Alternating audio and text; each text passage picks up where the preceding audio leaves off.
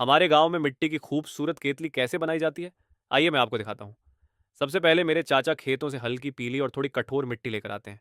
इस मिट्टी को पहले हथौड़ी से तोड़ा जाता है ताकि यह छोटे छोटे टुकड़ों में बिखर जाए और काम करने लायक बन सके। फिर इन टुकड़ों को हमारी पुरानी चक्की में धीरे धीरे डालकर बारीक पीसा जाता है।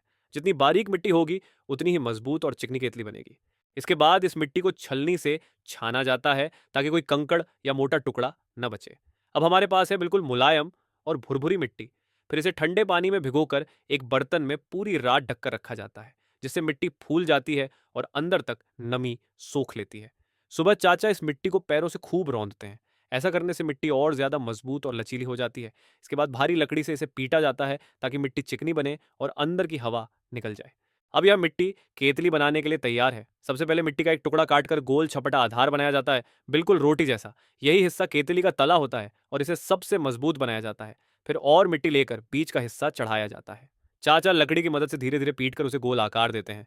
यहाँ थोड़ी सी भी गलती हुई तो मिट्टी फट सकती है, इसलिए बहुत ध्यान से काम किया जाता है। अब गीली मिट्टी का इस्तेमाल करके तले और बीच के हिस्से को जोड़ा जाता है। अंदर से हाथ और लकड़ी की मदद से इसे चिकना किया जाता है ताकि पानी या चाय इसमें रिसे नहीं।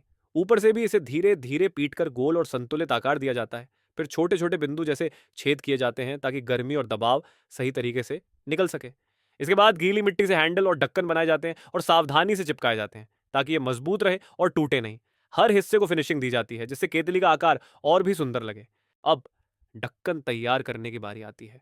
मिट्टी काटकर गोलाकार बनाया जाता है और बीच में छोटा सा हुक लगाया जाता है जिससे उसे आसानी से पकड़ा जा सके। इसके बाद पूरी केतली और ढक्कन को रगड़कर अंदर बाहर से चिकना और चमकदार बनाया जाता है। फिर उस पर सुंदर आकृतियां और डिजाइन बनाए जाते हैं जिससे उसकी खूबसूरती और बढ़ जाती है।